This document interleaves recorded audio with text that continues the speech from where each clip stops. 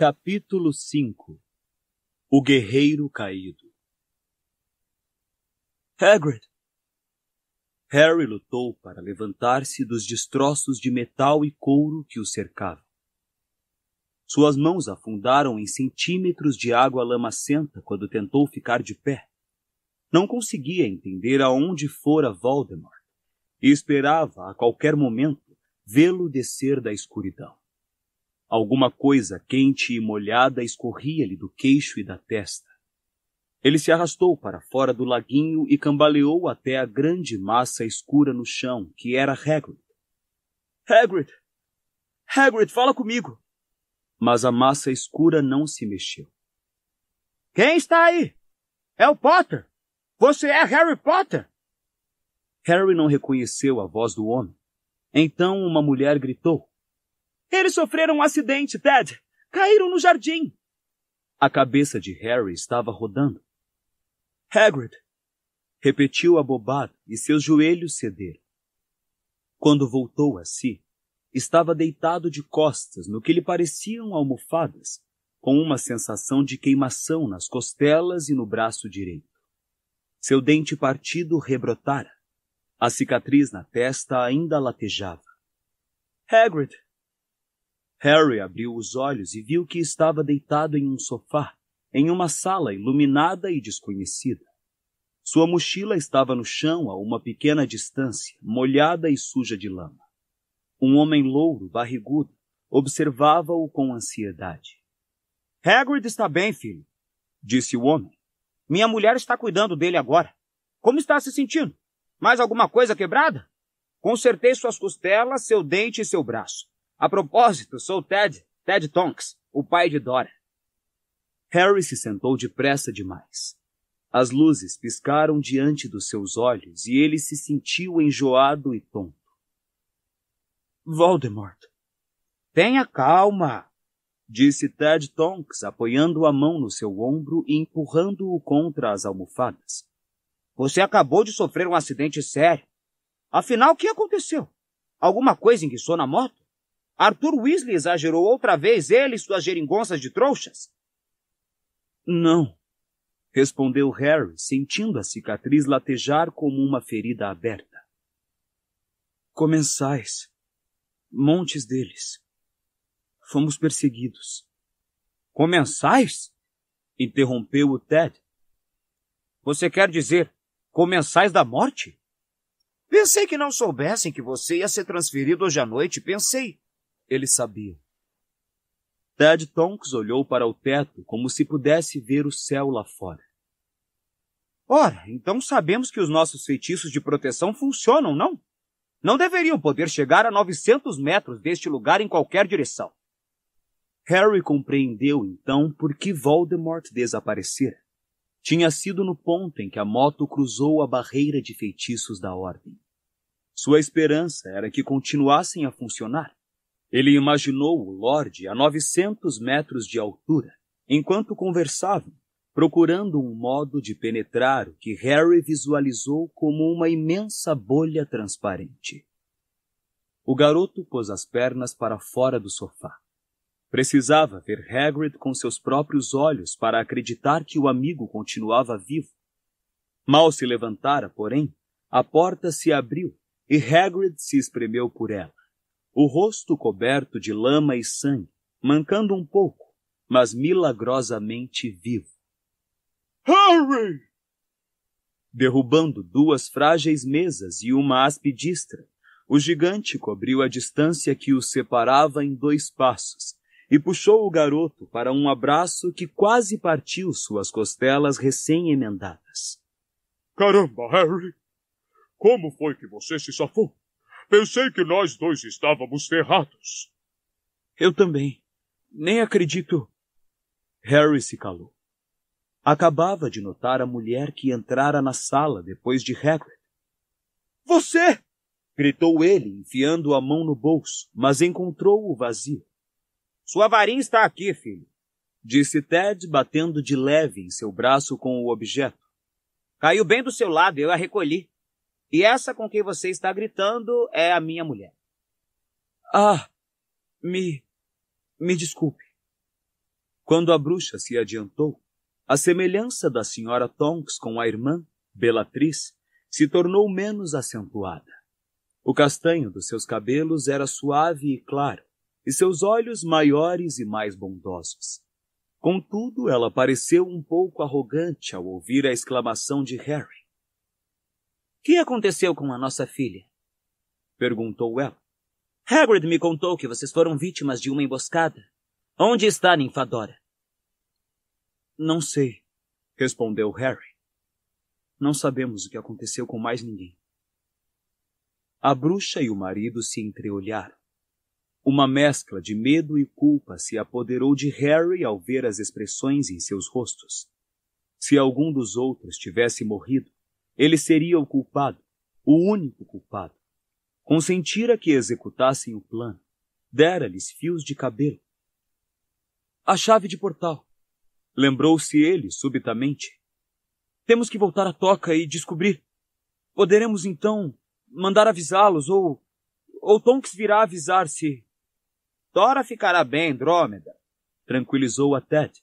Ela conhece o ofício, já esteve em muitas situações críticas com os aurores.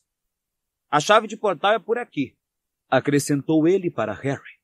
Deve partir em 3 minutos, se quiserem pegá-la. Queremos. Harry apanhou a mochila, atirou-a sobre os ombros. Olhou então para a senhora Tonks, querendo se desculpar pelo medo que lhe infundira e por tudo porque se sentia profundamente responsável.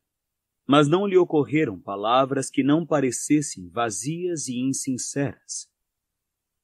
Direi a Tonks, Dora, para avisar quando ela... Obrigado pelos concertos. Obrigado por tudo. Harry ficou satisfeito de sair da sala e acompanhar Ted Tonks por um pequeno corredor que dava acesso a um quarto. Hagrid acompanhou-os, abaixando-se bem para evitar bater a cabeça na moldura superior da porta. Aí está, filho, a chave de portal. O Sr. Tonks apontava para uma pequena escova de cabelos com o cabo de prata, que se encontrava em cima da penteadeira. Obrigado, disse Harry, esticando-se para colocar um dedo no objeto, pronto para partir.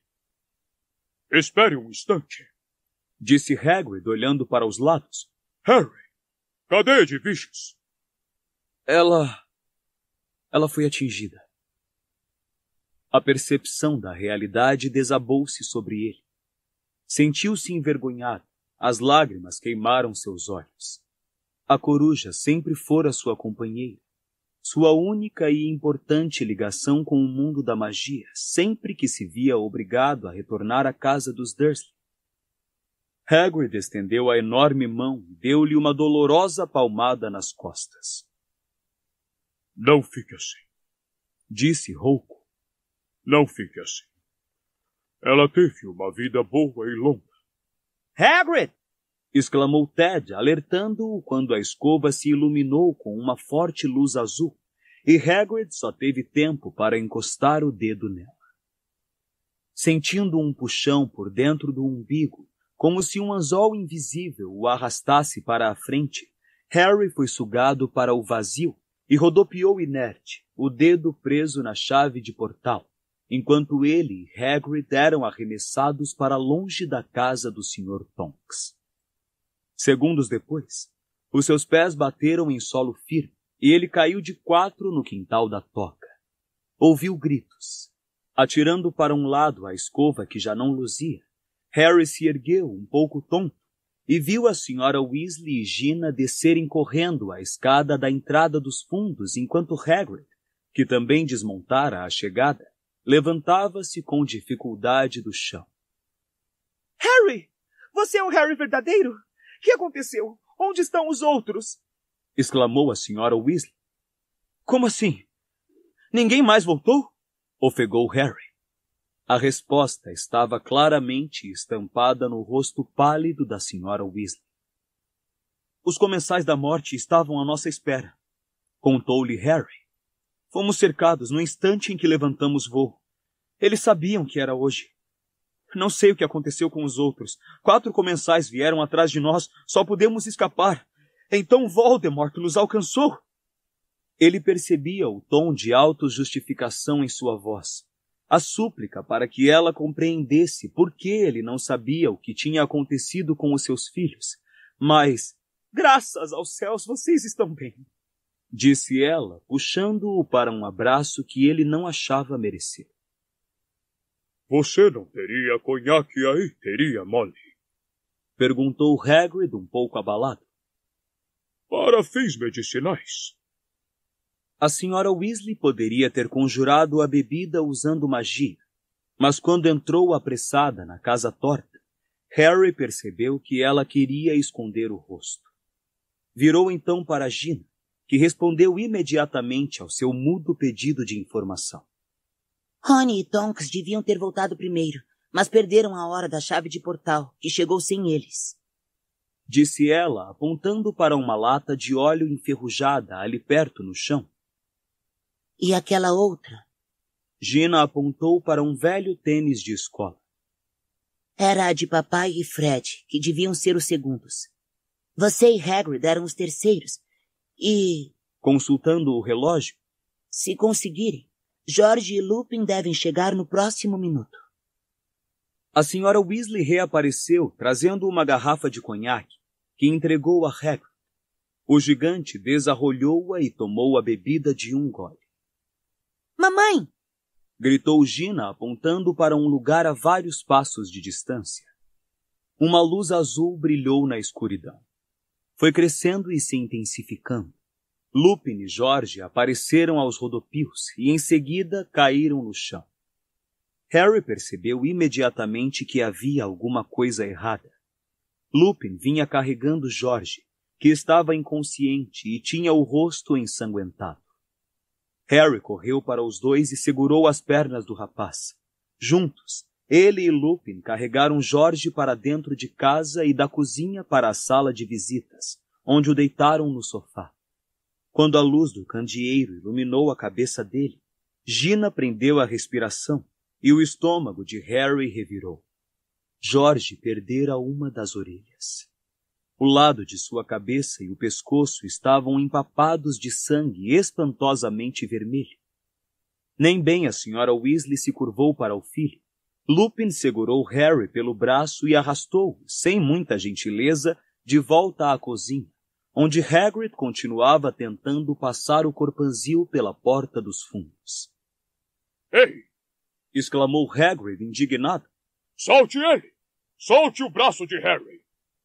Lupin não lhe deu atenção. Que criatura estava em um canto na primeira vez que Harry Potter visitou o meu escritório em Hogwarts? Perguntou ele, dando uma sacudidela no garoto. Responda! Um Grindelow em um tanque, não era? Lupin soltou Harry e recuou de encontro ao armário da cozinha. Que foi isso? Rugiu Hagrid. Desculpe, Harry, mas eu precisava verificar. Disse Lupin tenso. Fomos traídos. Voldemort sabia que íamos transferir você hoje à noite, e as únicas pessoas que poderiam ter lhe contado estavam participando diretamente do plano. Você poderia ser um impostor. Então, por que não está me testando? Arquejou Hagrid, ainda lutando para passar pela porta. Você é meio gigante. Respondeu Lupin, erguendo os olhos para Hagrid. A poção polissuco foi concebida apenas para uso humano. Ninguém da Ordem contou a Voldemort que ia ser hoje, disse Harry. Achava a ideia medonha demais para atribuí-la a qualquer deles. Voldemort só me alcançou quase no fim, não sabia qual era o Harry.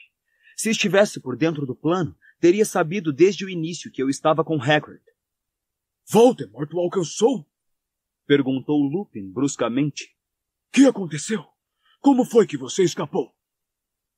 Harry explicou brevemente que os comensais da morte que vieram em seu encalço pareceram reconhecer que ele era o verdadeiro. Depois abandonaram a perseguição e foram avisar Voldemort, que apareceu pouco antes de ele e Hagrid chegarem ao santuário da casa dos pais de Tonks. Eles reconheceram você?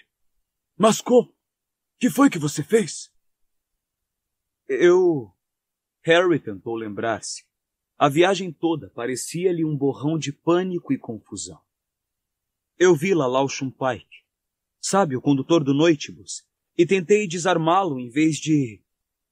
Bem, ele não sabe o que faz, não é? Deve estar sob o efeito de uma maldição impérios. Lupin se horrorizou. Harry, o tempo de desarmar alguém já acabou. Essa gente está tentando capturar você para matá-lo. Pelo menos estupore-se e não está preparado para matar. Estávamos a grande altitude. Lalau não estava normal. E se fosse estuporado, teria caído e morrido, como se eu tivesse usado o Avada Kedavra. O Expelliarmus me salvou de Voldemort 2 anos atrás. Acrescentou Harry em tom de desafio. Lupin estava lhe lembrando o desdenhoso Zacarias Smith, da Lufa-Lufa, que debochara de Harry por ter querido ensinar a armada de Dumbledore a desarmar. É verdade, Harry, disse Lupin, contendo-se a custo. E um grande número de comensais da morte presenciou o acontecido. Perdoe, mas foi uma tática muito insólita para alguém usar sob iminente risco de vida. Repeti-la hoje à noite, diante de comensais da morte, que ou presenciaram ou ouviram contar sobre aquela primeira ocasião, foi quase suicídio. Então você acha que eu devia ter matado Lalau Shumpike? Indagou Harry, enraivecido. Claro que não. Mas os comensais, e francamente a maior parte das pessoas, esperariam que você contra-atacasse. Expelliarmus é um feitiço útil, Harry. Mas os comensais da morte começam a achar que tem a sua assinatura. E insisto que você não deixe isso se confirmar. Lupin estava fazendo Harry se sentir idiota. Contudo, ainda restava no garoto certa vontade de desafiar. Não vou eliminar as pessoas só porque estão no meu caminho. Esse é o ofício de Voldemort. A resposta de Lupin se perdeu. Tendo finalmente conseguido se espremer pela porta, Hagrid cambaleou até uma cadeira, que desabou sob seu peso. Sem dar atenção aos seus xingamentos e pedidos de desculpas, Harry tornou a se dirigir a Lupin. Jorge vai ficar bom? Toda a frustração de Lupin com relação a Harry pareceu se esgotar ao ouvir a pergunta. Acho que sim. Embora não haja possibilidade de se recompor a orelha. Não quando foi decepada com um feitiço. Ouviram passos do lado de fora. Lupin precipitou-se para a porta. Harry pulou por cima das pernas de Hagrid e correu para o quintal. 2 vultos tinham se materializado ali, e ao correr ao seu encontro, Harry percebeu que eram Hermione, agora retomando sua aparência normal, e Kingsley, ambos agarrados a um cabide de casacos amassado. Hermione atirou-se nos braços de Harry, mas Kingsley não demonstrou prazer algum ao vê-los. Por cima do ombro de Hermione, Harry o viu erguer a varinha e apontá-la para o peito de Lupin. Quais foram as últimas palavras de Alvo Dumbledore para nós dois? Harry é a melhor esperança que temos. Confie nele. Respondeu Lupin calmamente. Kingsley apontou a varinha para Harry, mas Lupin disse. É ele mesmo, já verifiquei. Tudo bem, tudo bem. Concluiu Kingsley, guardando a varinha sob a capa. Mas alguém nos traiu. Eles sabiam que era hoje à noite. É o que parece, replicou Lupin. Mas aparentemente não sabiam que haveria 7 Harrys. Grande consolo, rosnou Kingsley. Quem mais voltou?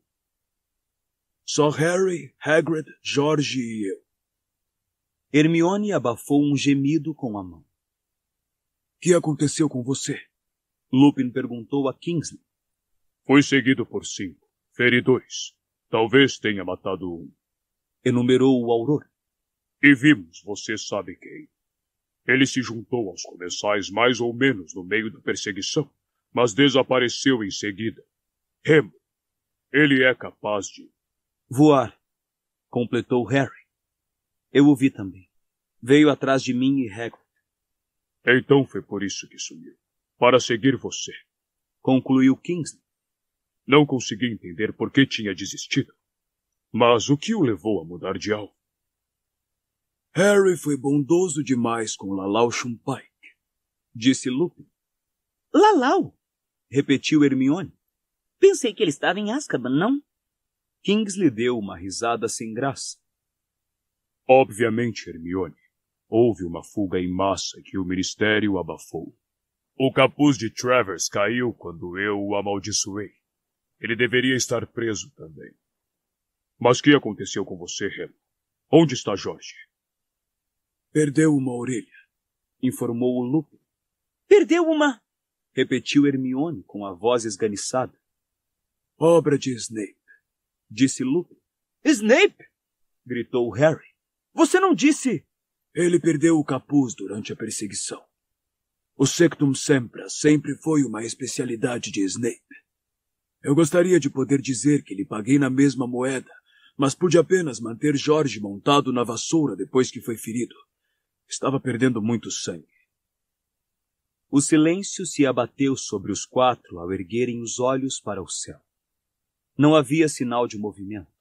As estrelas retribuíram seu olhar sem piscar, indiferentes, sem sombra de amigos em voo. Onde estava Rony? Onde estavam Fred e o Sr. Weasley? Onde estavam Guy, Flor, Tonks, Olho Tonto e Mundungo? Harry! Me ajuda aqui! Chamou Hagrid rouco da porta na qual tornara a se entalar.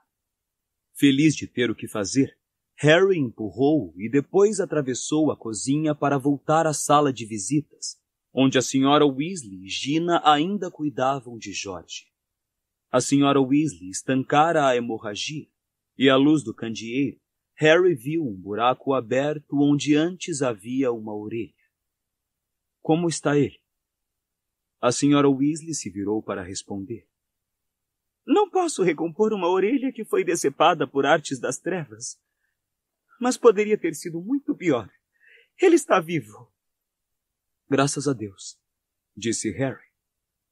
Ouvi a voz de mais alguém no quintal? Perguntou Gina. Hermione e Kingsley. Felizmente, sussurrou Gina. Os dois se entreolharam. Harry teve vontade de abraçá-la, não largá-la mais. Nem se importava que a Sra. Weasley estivesse presente. Mas antes que pudesse dar vazão a esse impulso, ouviram um grande estrondo na cozinha. Vou provar quem sou, Kingsley, depois que vir o meu filho. Agora saia da frente se sabe o que é bom para você. Harry nunca ouvira o Sr. Weasley gritar assim. O bruxo irrompeu na sala, a careca brilhando de suor, os óculos tortos, Fred em seus calcanhares, os dois pálidos e ilesos. Arthur! Soluçou a Sra. Weasley. Graças aos céus! Como é que ele está? O Sr. Weasley ajoelhou-se ao lado de Jorge. Pela primeira vez desde que Harry o conhecia, Fred parecia não saber o que dizer. De pé, atrás do sofá, olhava boquiaberto para o ferimento do irmão gêmeo, como se não conseguisse acreditar no que via. Despertado talvez pelo barulho da chegada de Fred e do pai, Jorge se mexeu. — Como está se sentindo, Jorginho? Sussurrou a Sra. Weasley. O rapaz levou os dedos ao lado da cabeça. — Mouco! Murmurou.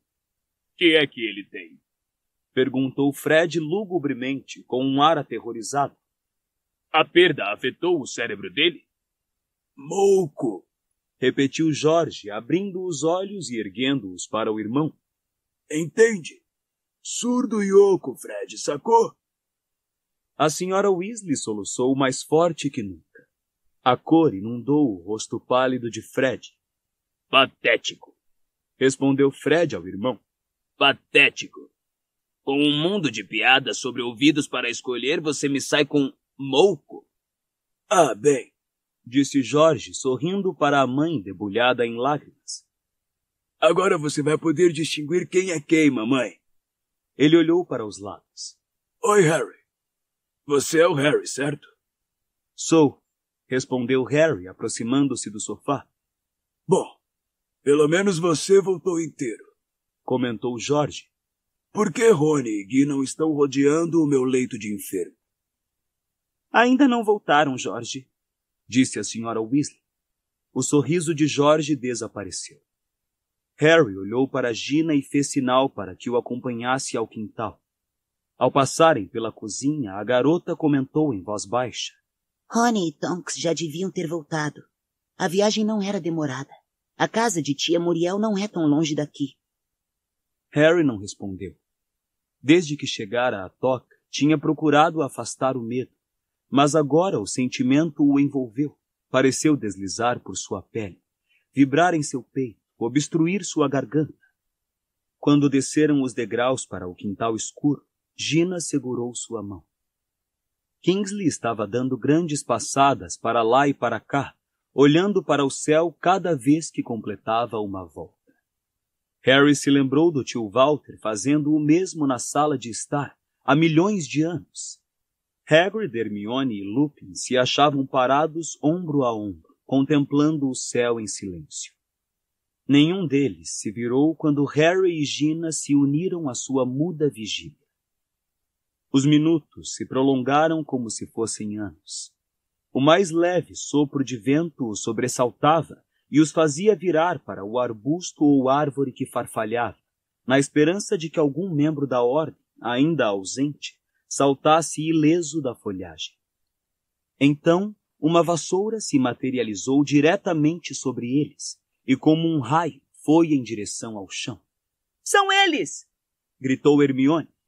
Tonks fez uma longa derrapagem que levantou terra e pedras para todo lado. — Remo! Gritou ela ao descer entorpecida da vassoura para os braços de Lupin. O rosto do marido estava sério e pálido. Parecia incapaz de falar. Rony desmontou tonto e saiu aos tropeços ao encontro de Harry e Hermione. — Você está bem? Murmurou ele antes de Hermione se precipitar para ele e abraçá-lo com força. — Pensei. — Tô inteiro, disse Rony, dando-lhe palmadinhas nas costas. — Tô inteiro. — Rony foi o máximo, comentou Tonks calorosamente, soltando Lupin. — Fantástico. Estuporou um dos comensais da morte direto na cabeça. E olha que quando se está mirando um alvo móvel montado em uma vassoura... Você fez isso? Perguntou Hermione, olhando para Rony ainda com os braços em seu pescoço. Sempre o tom de surpresa, disse o garoto, se desvencilhando, rabugento. Somos os últimos a chegar? Não, disse Gina. Ainda estamos esperando Guy e Fleur e Olho Tonto e Mundungo. Vou avisar mamãe e papai de que você está bem, Rony. Ela correu para dentro de casa. Então, qual foi a razão do atraso? O que aconteceu? Lupin perguntou a Tonks, quase zangado. Bellatrix, respondeu ela. Me quer tanto quanto quero Harry, Remo. Fez tudo para me matar. Eu gostaria de tê-la acertado, fiquei devendo. Mas definitivamente ferimos Rodolfo. Então chegamos à casa da tia de Rony, Muriel, onde perdemos a nossa chave de portal, e ela ficou nos paparicando. Um músculo tremia no queixo de Lupin. Ele assentiu, mas parecia incapaz de dizer qualquer outra coisa. E que aconteceu com vocês? Perguntou Tonks, virando-se para Harry, Hermione e Kingsley. Eles contaram o que acontecera em suas jornadas, mas todo o tempo a ausência continuada de Guy, Flor, Olho Tonto e Mundungo parecia recobri-los como gelo, a frialdade a cada momento mais difícil de ignorar. Vou ter que voltar à residência do primeiro-ministro. Já deveria ter chegado lá há 1 hora.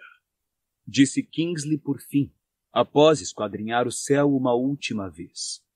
Avisem quando eles chegarem. Lupin assentiu.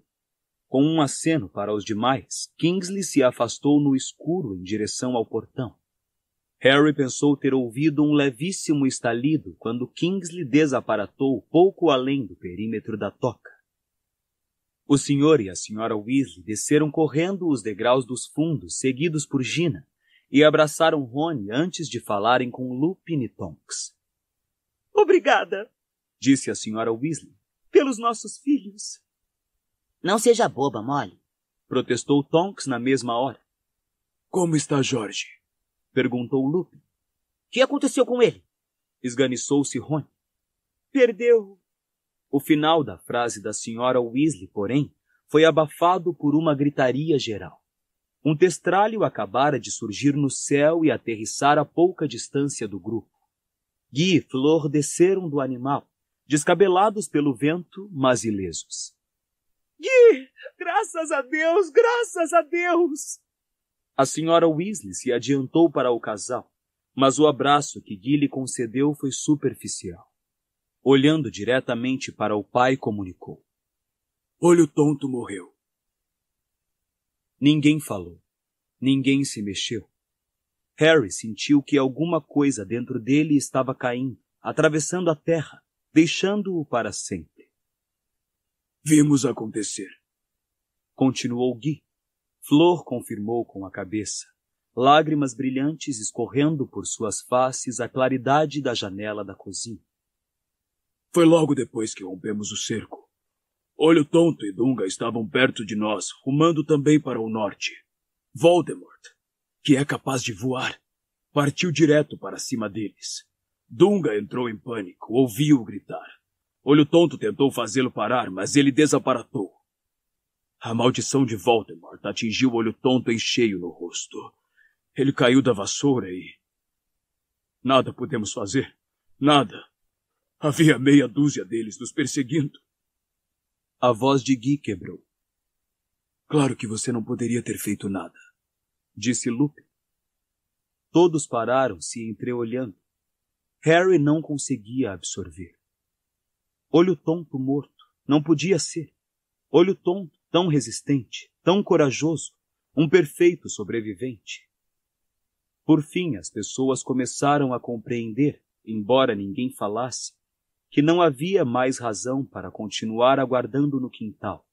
E em silêncio, eles acompanharam o senhor e a senhora Weasley de volta à casa e à sala de visitas, onde Fred e George riam juntos. — Que aconteceu? Perguntou Fred, vendo os rostos das pessoas à medida que entravam. — Que aconteceu? Quem? — Olho Tonto, disse o senhor Weasley. — Morto.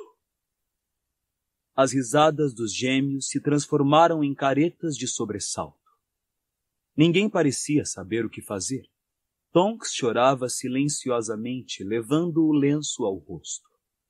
Harry sabia que ela fora muito chegada a Olho Tonto, sua aluna favorita e protegida no Ministério da Magia. Hagrid, que se sentara no chão a um canto mais espaçoso, enxugava os olhos com um lenço do tamanho de uma toalha de mesa.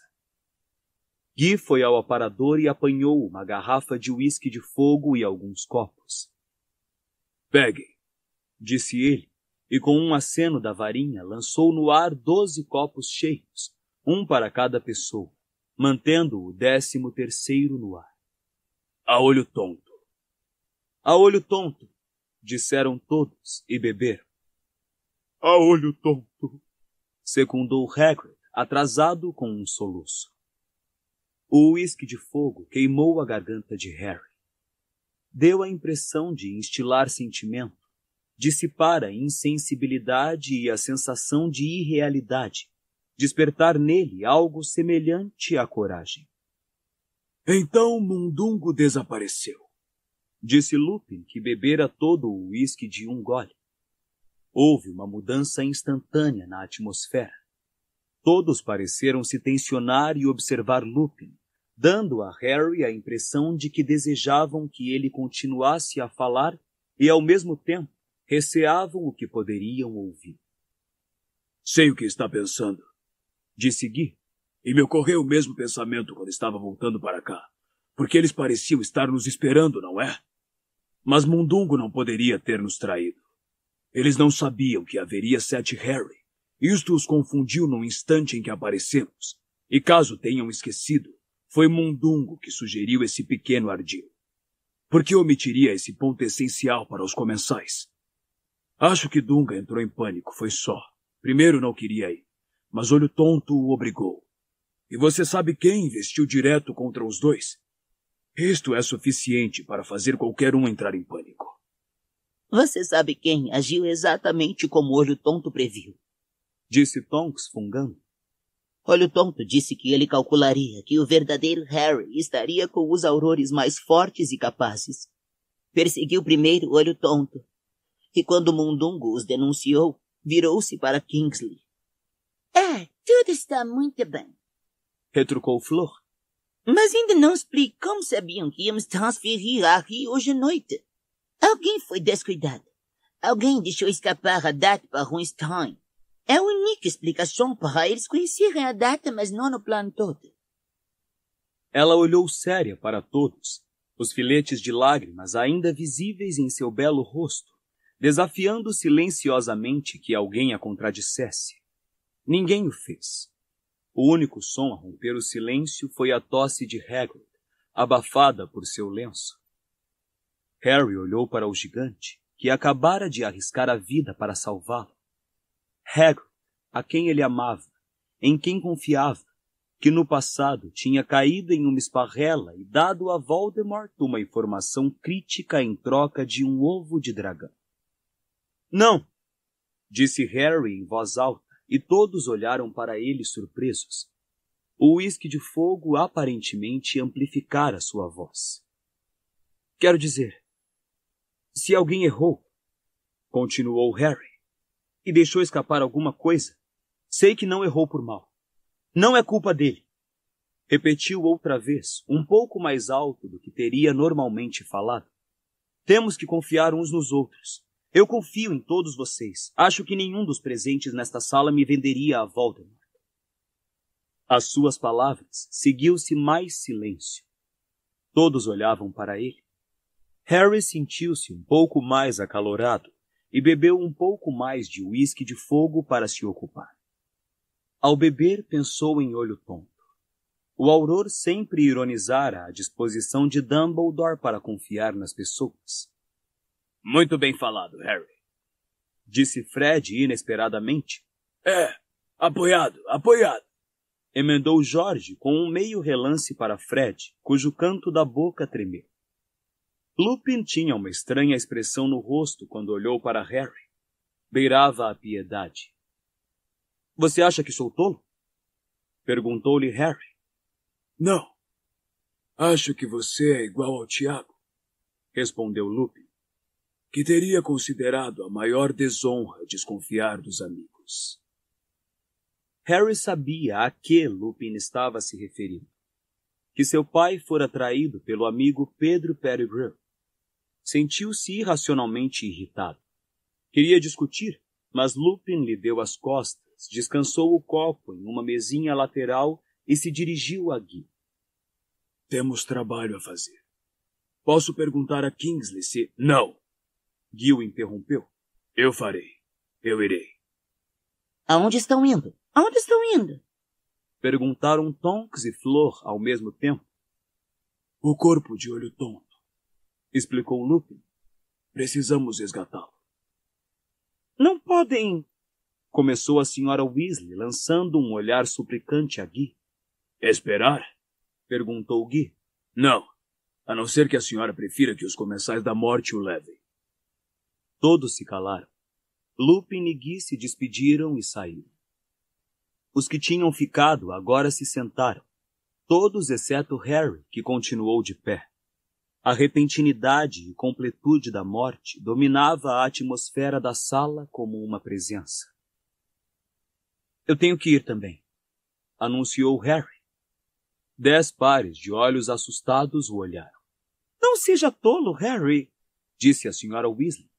Que está dizendo? Não posso ficar aqui.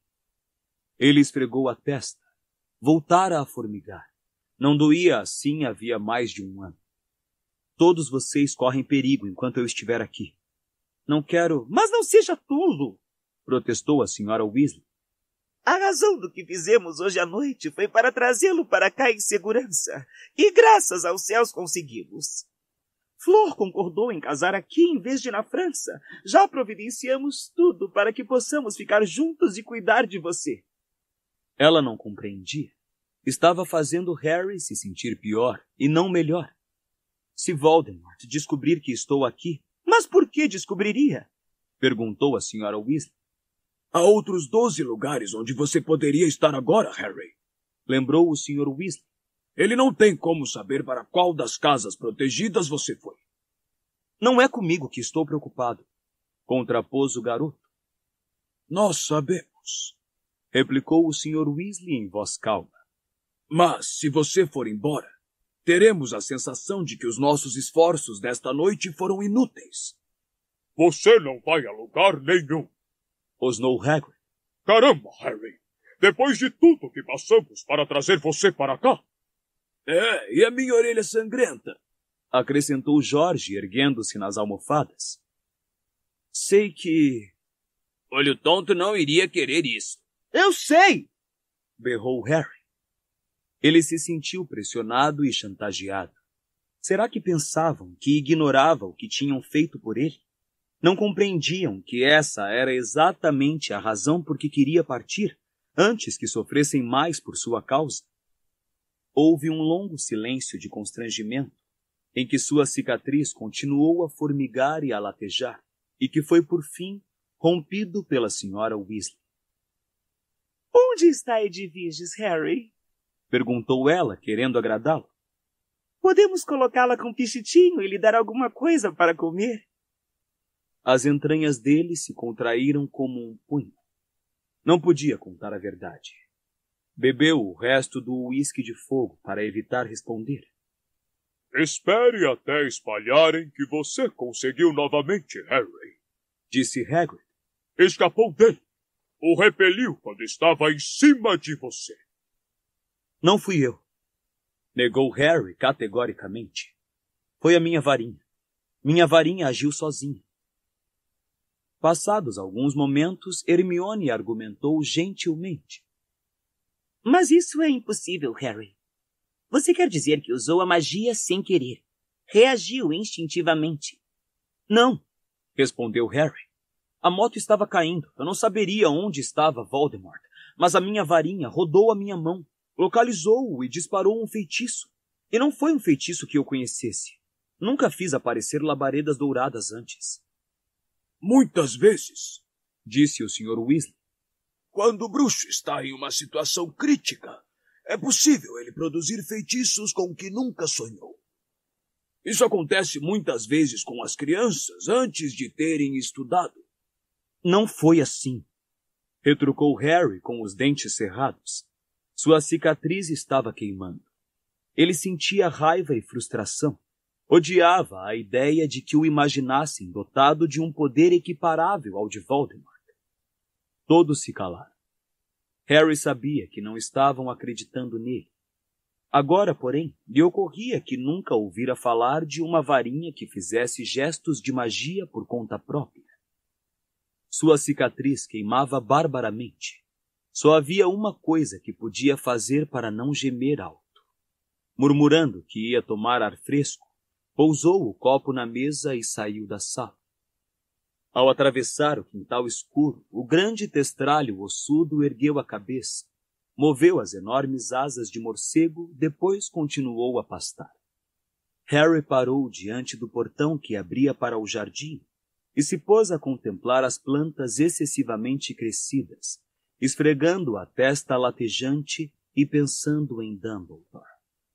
Dumbledore teria acreditado. Disso ele tinha certeza. Dumbledore teria sabido como e por que sua varinha agira sem que a comandasse, porque Dumbledore sempre tinha as respostas. Conhecia tudo sobre varinhas. Explicara a Harry a estranha ligação que existia entre a sua varinha e a de Voldemort.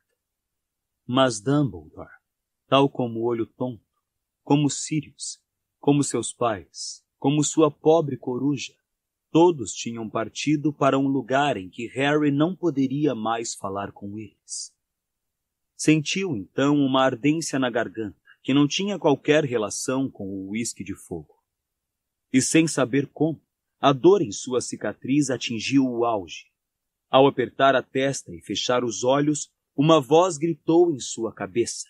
Você me disse que o problema se resolveria usando a varinha de outro bruxo.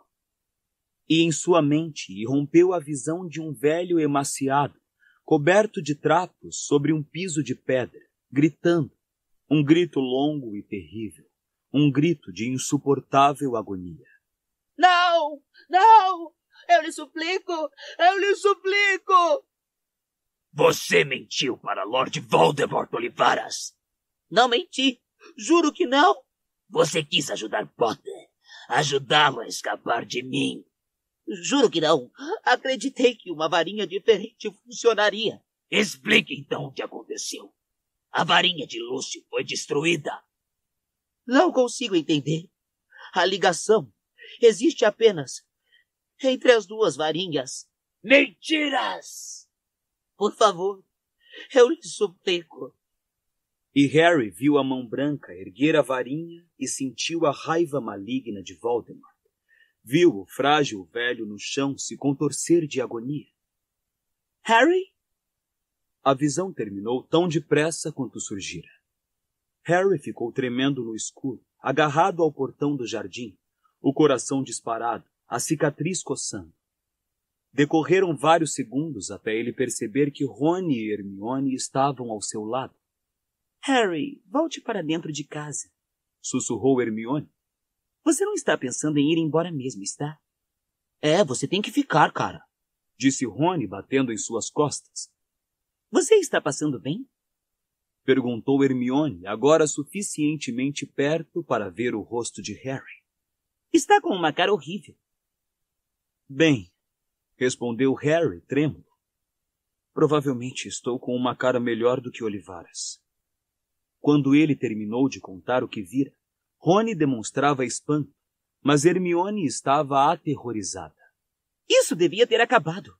A sua cicatriz não devia mais fazer isso. Você não pode deixar essa ligação reabrir. Dumbledore queria que você fechasse a mente. Ao ver que o amigo não respondia, ela o agarrou pelo braço. Harry, ele está dominando o ministério, os jornais e metade do mundo bruxo. Não deixe que ele se infiltre também em sua mente.